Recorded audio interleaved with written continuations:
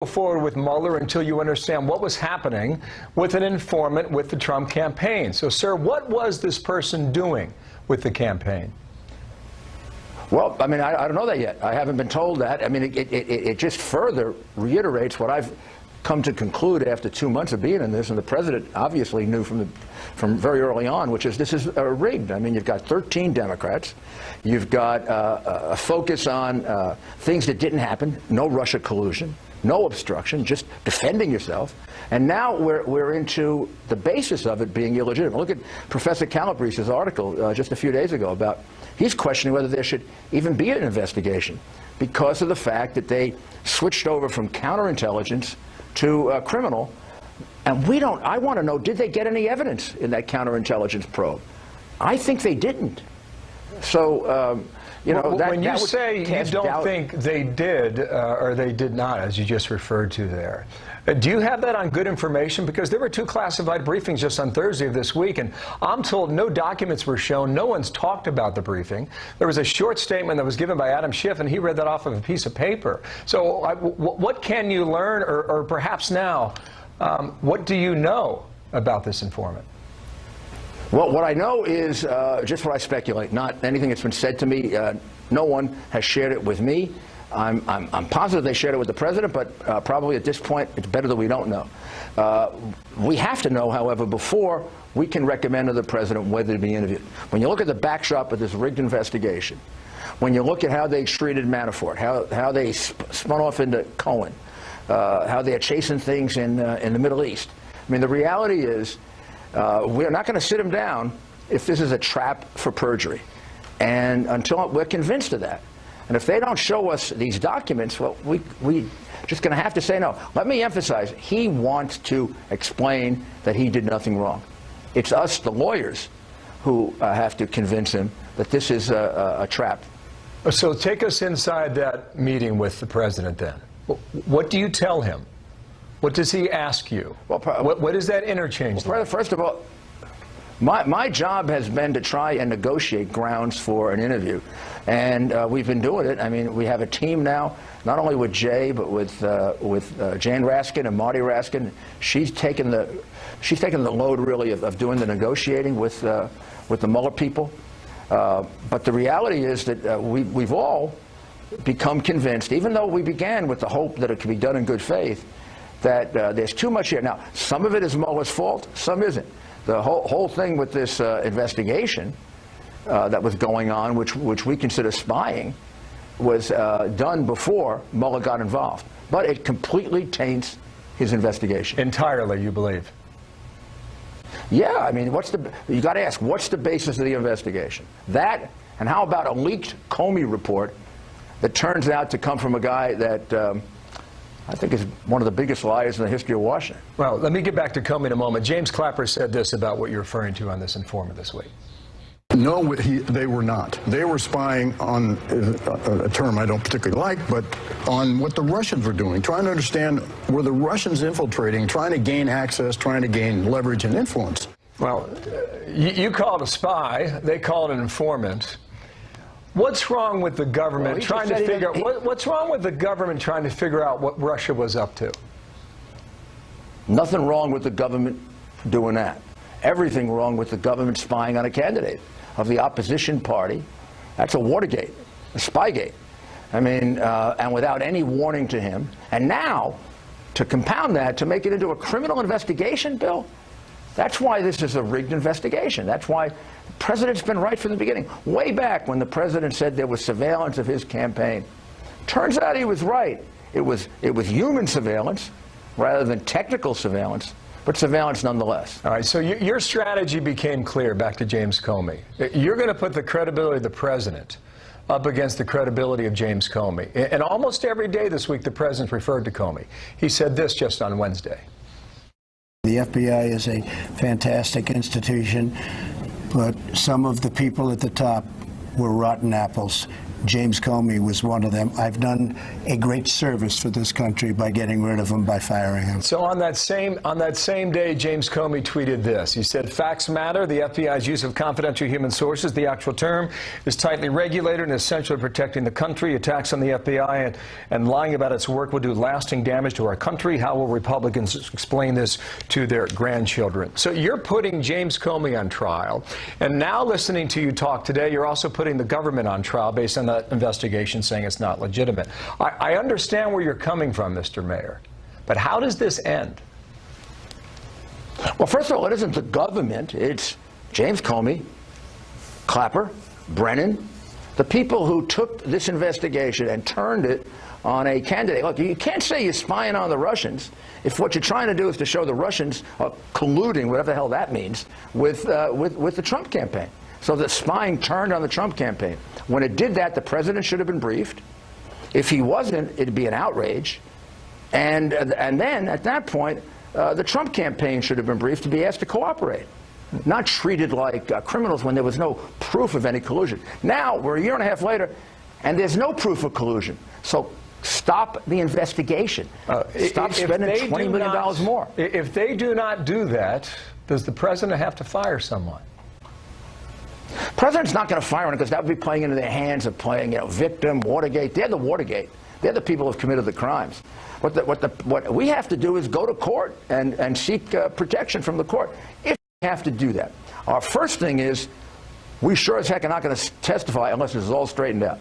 Unless we learn the basis of that Russian investigation, they're not going to tell us because the basis is going to turn out when it's spread to Trump to be unethical or illegal. They're going to have to tell us what they have found so far on the basis of the investigation.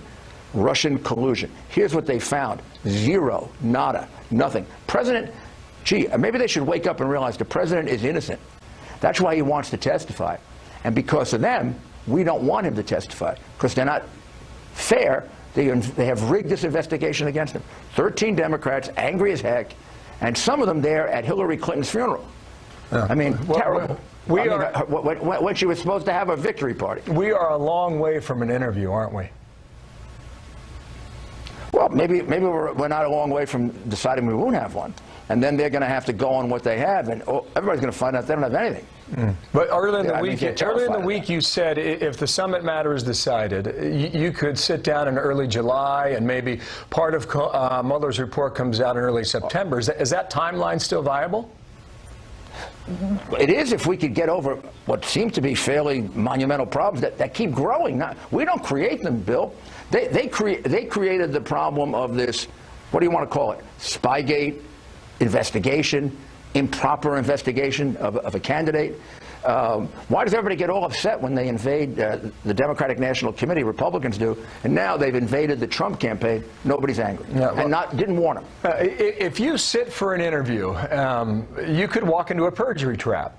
If you delay or if you say no, based on your description today, Democrats can use this against Republicans in the midterm. Are you essentially boxed in on that schedule?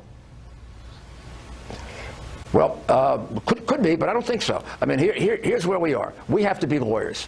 The four of us, five of us, have to act like lawyers. And we have to give him the legal advice. He can make the political judgment. Look, I can put a different hat on and talk about that, too. His approval rating is the highest it's ever been. I believe the Democrats are going up a wrong alley here. Republicans did this to Clinton, and it backfired. The reality is, the American people have come to the conclusion everybody else has. This investigation is rigged, it's unfair, and if they have to choose on impeachment or not, with a president who's going to be making peace with North Korea, God willing, and we should all be rooting for that. They're not probably, but we are. I don't see, this could really turn on them, and they're not going to have their impeachment Congress that they want. I have two more questions for you in the time I have left here. If you don't sit for an interview, you could face a subpoena.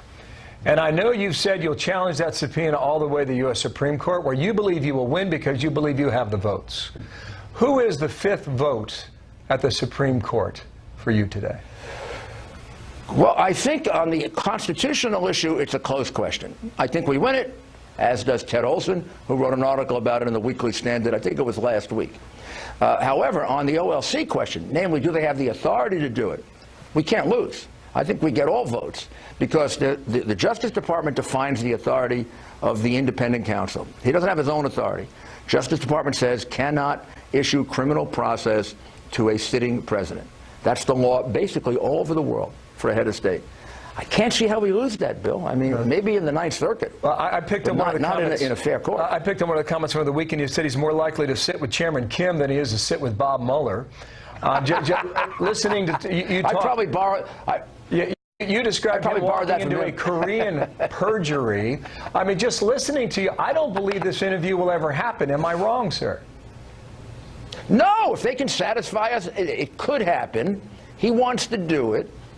So far, since I've been in this, all I see are obstacles that they're putting in the way. Starting with Cohen. I mean, what's that all about? And then going off on something about the Middle East, and which turned out to be a software that was turned down by the campaign. I mean, and now the Spygate. Wow, we got to get. And I don't think they're going to want to tell us about it because it's so damn embarrassing. Last question. And I want to emphasize one more time. Not to the FBI. Leadership at the time. Yeah, last question. Do you think you've given structure to his offense since you came on board? Pardon me? Yeah, I do. You have. I think I did. I think I took over a good situation. I think Ty and John Dowd had really done a good job. They got out of the way all the disclosure of documents, and now we can sit in a position and say, you don't need them. Also a way to resist the subpoena. And I think they had pretty much defined the fact that this interview had to be on our terms, or we can't do it. So I think maybe I gave it more structure. I kind of have knowledge of him probably better than they do. I mean, he and I are very good friends for 30 years. Yeah, very interesting. And I worked very heavily on his campaign. So I know this great desire he has to testify, but I also know this is an intelligent man who's got a lot of other things to do. And I can't stand it after this interview is over later today. I'll wait for him to call me. I can't interrupt what's going on with I can't interrupt a briefing with Bolton and Pompeo and stuff. This is not important enough.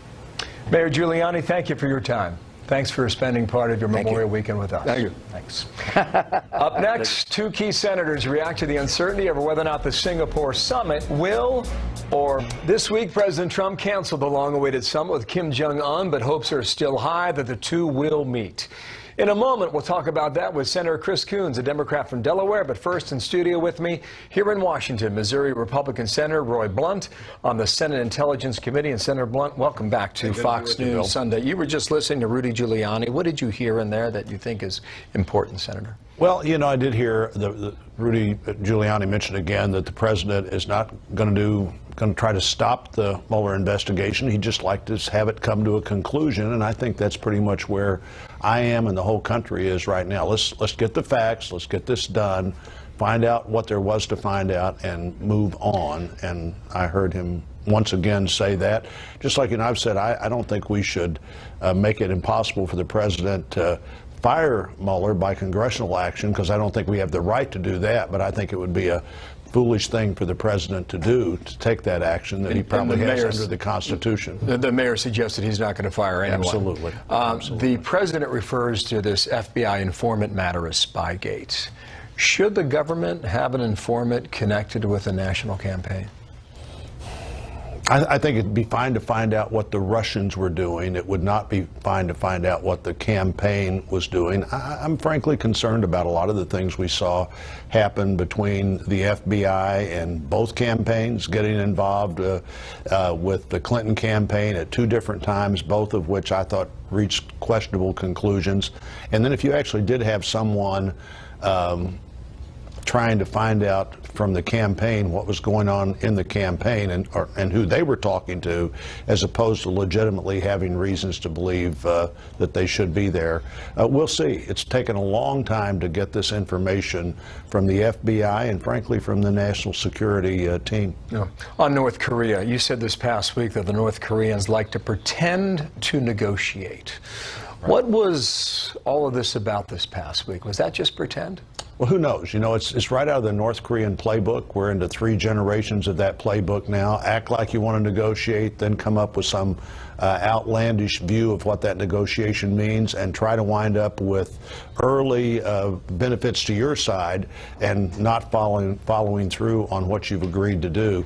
So it's not surprising, I don't think. What was probably surprising to them was the president's agreement initially to meet, and then his willingness to say, hey, if this is it's not a serious meeting, I don't want to have it. I do think some things need to happen here before we meet, and hopefully they will. Maybe the Korean leaders meeting yesterday was another one of the surprises in a long list of surprises. Your colleague, Democrat Bob Menendez, Senate Foreign Relations Committee.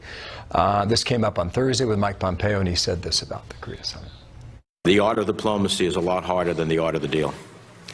The reality is that it's pretty amazing that the administration might be shocked that North Korea is acting as North Korea might very well normally act. Sometimes I think that sounds like you would describe it. Is he right about that?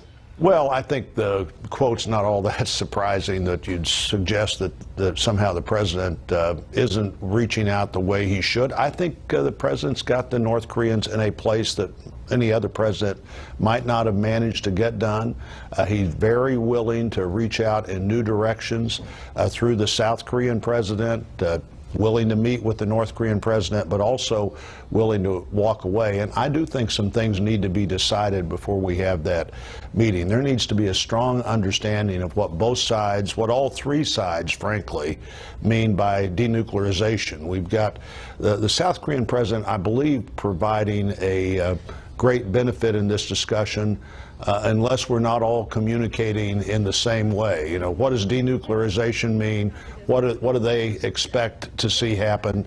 And I think these talks can produce results. But we need results, and they need to be very visible before the United States creates any benefits. It's a very interesting comment. I think you need a bit of trust, too, to get that back on track, and we'll see whether that happens. On Iran, quickly, Mike Pompeo set out a dozen items that he wants the Iranian regime to go ahead and meet. We'll put them on screen. Here's a few of them, and these are big issues, too. Abandon the nuclear program, provide full access to inspectors, end support for terror groups, end ballistic missile program, release U.S. citizens, and on the list goes. A lot of demands. Iran has said it has no incentive to negotiate with the U.S. government that rips up a nuclear deal. That seems like it's a stalemate. If it is, what's Plan B? Well, first of all, the agreement with Iran was an agreement that would allow them to eventually have a nuclear weapon, and it wasn't an agreement that our government ever entered into in the way the government enters into agreements. It was an agreement that the president said he was for, understanding the Congress would never verify the agreement we had just entered into. We ought to learn from what's happened in 20 years with North Korea, what we don't want to allow happen with Iran. We do not want them to be able to have a nuclear weapon. The current deal allows that. We do not want them to be testing ballistic missiles, which they're doing, and they have to stop this worldwide effort to create terror activity all over the world. Can you pressure the Europeans to go along with that? Well, we'll see how aggressive the president wants to be with the sanctions. It actually will depend on what we decide our sanctions will be against governments and businesses that deal with this Iranian government. It is the #1 state sponsor of terrorism. And frankly, for the last several years, they've been financing that terrorism with the pallets full of money that we gave them back. Senator, thank you for your time, especially on a holiday weekend. Roy Blunt from Missouri. Thank you, sir. With me now from Wilmington, Delaware, Senator Chris Coons, a Democrat on the Foreign Relations Committee. And just to continue on Iran for a moment, Senator, thank you for your time. You've said the nuclear deal is not a perfect deal, but you see what Iran has been doing, and you hear what the senator just listed off here. What's wrong with putting pressure on Berlin and Brussels and Paris? Well, Bill, I agree with Secretary Pompeo and Senator Blunt that a lot of Iran's behavior outside the nuclear deal in recent years has been alarming and compels us to take action.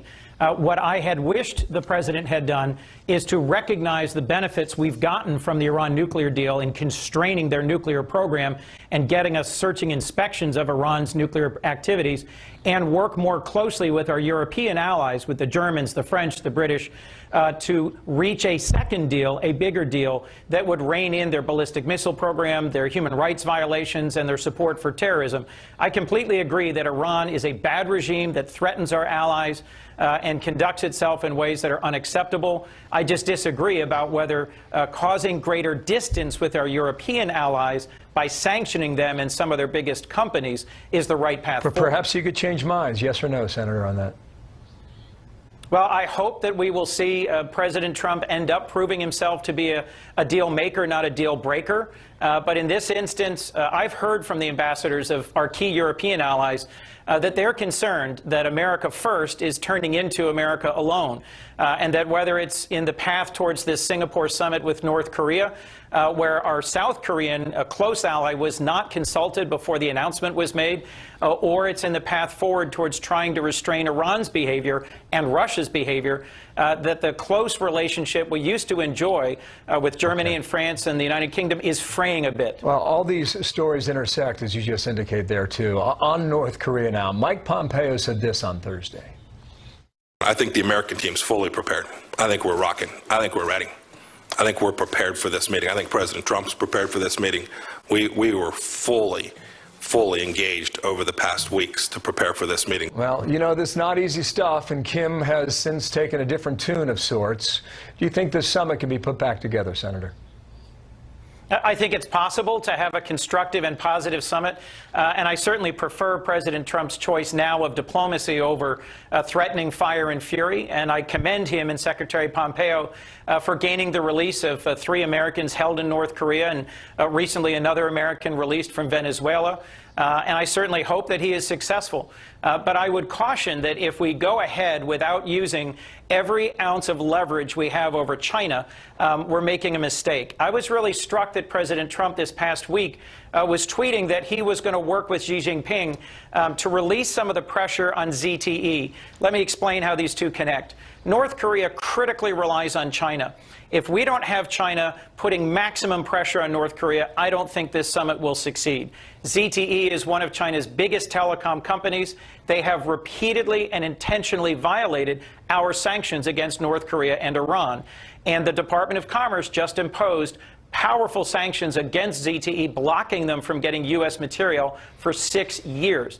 This is a moment where President Trump has China's attention and should use it to extract concessions both on North Korea and on China's ongoing theft of our inventions and innovations. But I hope President Trump will show himself able to do that. You would agree, though, with the Chinese cooperation thus far, with James Mattis pressure and the pressure from this president, we would not even be talking about a summit had all 3 of those things not come together, correct?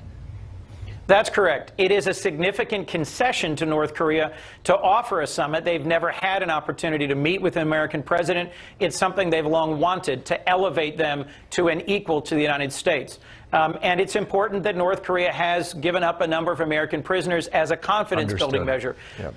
But let's be clear. Twice before, North Korea, under Kim Jong-un's father, committed to full denuclearization in 6-party talks in 2005 and 2007, as Senator Blunt just referenced, only to then change their tune. So we're going to have to be very focused, very engaged. I am hopeful that Secretary Pompeo will brief and engage Congress, and I'm hopeful that we'll work together to make sure that this summit is a success. 2 more questions quickly. If the president's correct, should the FBI have an informant connected with any national campaign, Democrat, Republican, or otherwise, Senator?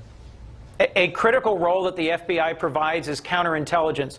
And when they began getting evidence that the Russians were engaged in a broad campaign to try and influence the 2016 election, I think it was appropriate for them to use a confidential informant to investigate what the Russians were up to. I'm struck that Rudy Giuliani continues to talk about 13 Democrats in a rigged election, in a rigged investigation, as he just did on this show. Let me remind you, Robert Mueller, Rod Rosenstein, Chris Wray, this is the special counsel, the FBI director, the deputy attorney general, all lifelong Republicans. Robert Mueller, the special counsel, a decorated Marine combat veteran, someone who's been unanimously confirmed by the Senate for senior law enforcement positions under both Republican and Democratic positions. To continue to undermine the credibility of the FBI and the Department of Justice in this way does But not his serve the point interests was of that law President enforcement Trump, or the rule of law. Yeah, I apologize for the interruption. I'm trying to squeeze in one more question. His point is that President Trump should have been told about it. What's wrong with that? Because President Trump and his actions in the campaign are potentially the focus of an investigation into obstruction of justice and collusion.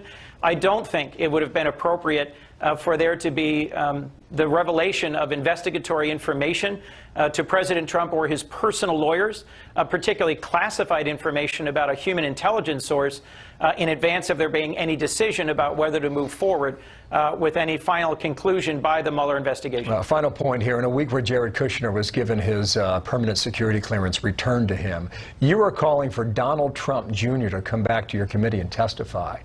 You believe he's lying.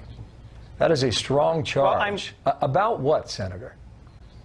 I'm concerned that in reviewing the transcript of Donald Trump Jr.'s questioning by a staff of the Senate Judiciary Committee, that there's a clear tension between his firm answers that there was no efforts by a foreign power to provide assistance to the Trump campaign and recent reporting that there were meetings that he participated in where representatives of Gulf states were offering some assistance to the Trump campaign. I do think that's worth our questioning Donald Trump Jr. again in front of the Judiciary Committee, and it's my hope that on a bipartisan basis we'll continue these investigations. As Senator Blunt just said, it is in everyone's interest for these investigations to continue without interference. Senator Coons, thank you for being here today, especially on this Memorial Day weekend. Thank you. In a moment here, we'll bring in our Sunday group to talk about the state of that North Korean summit and the new terms for that Iran. We're going to see what happens. President Trump striking a more optimistic tone on Friday, only 24 hours after he canceled that planned summit with North Korea. Time now for our Sunday group. Brett Baer anchored a special report, author of the new book, 3 Days in Moscow. Adrian Elrod, former director of strategic communications for Hillary Clinton's campaign. Gerald Seib from the Wall Street Journal, and Jonah Goldberg of the National Review. Good to have you all on a Sunday and a holiday weekend at that. Happy Memorial Day. Jerry, I think the question of the weekend is whether or not this summit happens. What do you think? And nobody knows. Somebody in the administration told me yesterday it's back on track. I said, does that mean it's going to happen? He said, who knows? But I think it's more likely than not, because I think the one thing we've learned in the last 72 hours is that both of the leaders, Chairman Kim in North Korea and President Trump here, really want this thing to happen. And so that's probably the most important thing in the dynamic. Look, I think what was going on was the two sides were talking past each other in preparation for this, and then they stopped talking to each other at all. Now they're back to talking to each other. So I don't think it's a certainty. I think it's a likelihood that it's going to happen. I think your piece in the Wall Street Journal on Thursday said lost in translation. A lot has happened since Thursday, Jerry. Exactly. Jonah, to you, I think the second biggest question is probably what Senator Blunt just referred to, and that is, can you get all three sides, North, South, and the U.S., to agree to something before you sit down? Can that happen? Yeah, so I think it was Monday, which seems like 1,000 years ago. I was on this little show you might have heard of called Special Report, and the host, I forget his name, asked what is the likelihood that something's going to happen, and what is the likelihood that they'll get something out of it. And my prediction was 90%, which was probably too optimistic, that we get the summit, and then it was canceled 2 days later. But also 90% they don't get any meaningful agreement that gets rid of nuclear weapons out of this thing, and I definitely stand by that. North Korea has, for 20 years, defined denuclearization as basically getting America off the Korean peninsula for good, because America is a nuclear power. That's what they mean by it. The administration, except for John Bolton, publicly has been harping on the word denuclearization as if it means North Korea unilaterally just get rid of all of its nukes day one.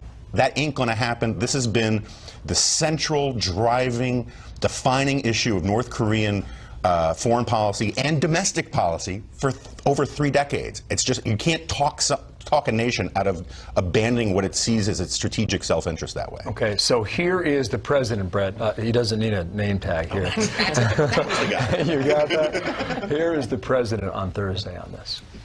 Our very strong sanctions, by far the strongest sanctions ever imposed, and maximum pressure campaign will continue.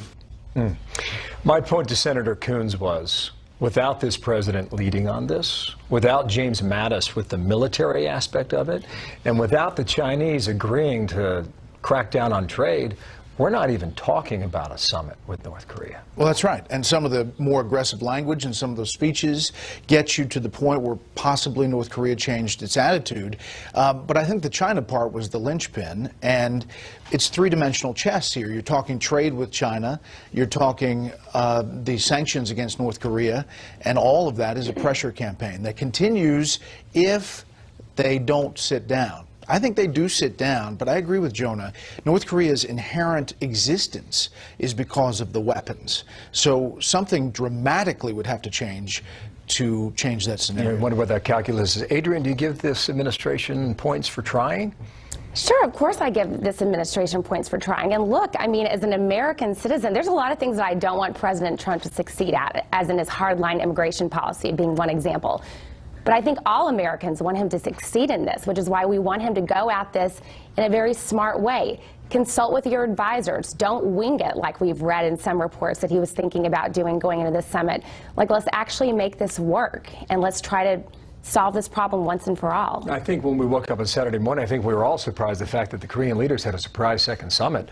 I mean, that's an indication, I think, to all of us that they want something to happen here or something to move. What that in the end, I do not know. Just quickly to all four of you, Brett, you think they do sit down. Mm-hmm.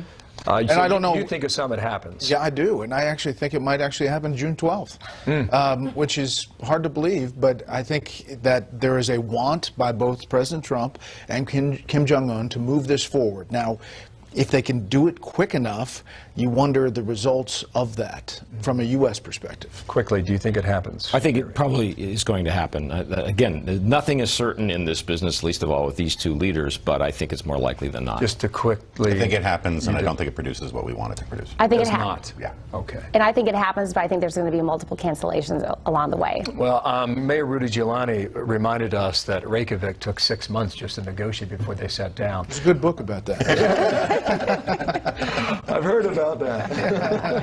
And it wasn't 3 days in Reykjavik. Jerry, on the Iran matter, Mike Pompeo laid out a dozen things that they want the Iranians to do. It is a big, tall order. Can this administration squeeze the Europeans to coming around to their side of things? Well, look, there's two answers to that question. The European governments are not going to just fall in line and say, yeah, we're with you on this. But on the ground, this is already happening. We had a story a few days ago that said European companies are already pulling back from Iran. They're starting to pull back on investments already made, and they're not making new investments because they know that they can be sanctioned by the U.S., and they don't want to get caught between doing business with the U.S. and doing business with Iran. So I don't think it's likely the European governments say, yeah, we agree with you, let's ditch this deal. That's not going to happen.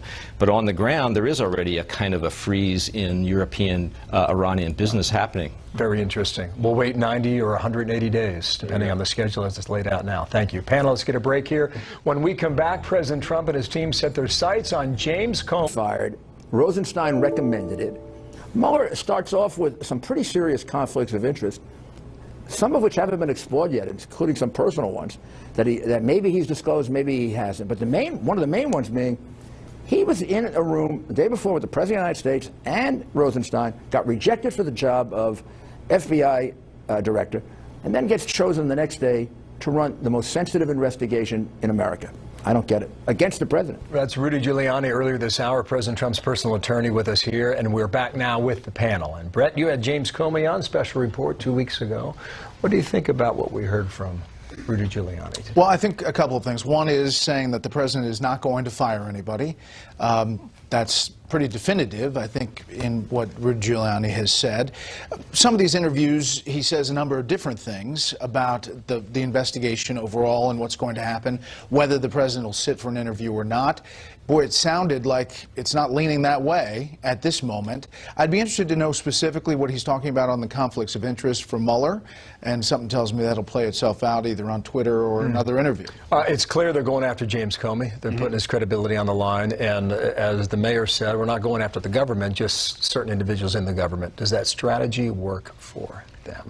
I think it's working this week. Look, I think a lot of the things that Rudy Giuliani said this morning to you were factually, logically, almost grotesque at times. And but the point is that he's not playing. He's calling himself a lawyer, but what he is doing, what he really is he's a This is war by other means. It's spin war. He's very effective spin. This is the first time in a long time, I think, that the Trump administration is actually starting to win some of these fights. I don't think it's necessarily grounded in a lot of facts, and I think some of the things that Rudy Giuliani was doing today would not hold up to scrutiny, saying, of course we don't know. He says, Mueller hasn't found anything about collusion, and he may not have.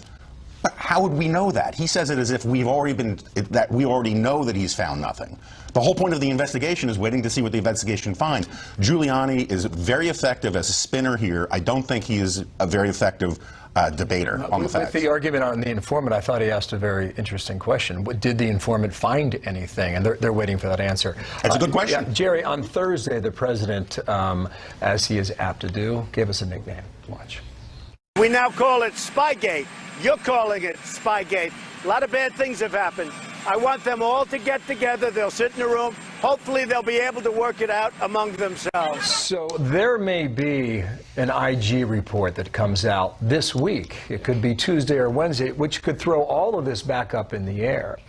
Is there a way, referring to Jonah's point he was making there, that they can turn this against Bob Mueller and his team effectively? Well, that's why I think we're at kind of an inflection point here, because whether they can or they can't, clearly the effort by the president and Rudy Giuliani is to do exactly that. And he used in the conversation with you, he used illegitimate and rigged multiple times as terms to describe what's going on here, in reference to the Mueller investigation as much as anything else. So I think they believe if they can get the Spygate narrative going, that discredits Jim Comey, it discredits Rod Rosenstein, the Deputy Attorney General, and by extension, it will eventually discredit the Mueller investigation. It could be a problem for the Mueller side if you get there. Right, exactly. Although you have to keep in mind that almost a year passed between the time this informant was used and Bob Mueller even came into existence as special counsel. So on the merits of it, I think Mueller is not tainted by this, but in the public perception eyes, that may be a big problem. There was an intelligence briefing, 2 of them on Thursday of this week, and you had members of Congress come out, and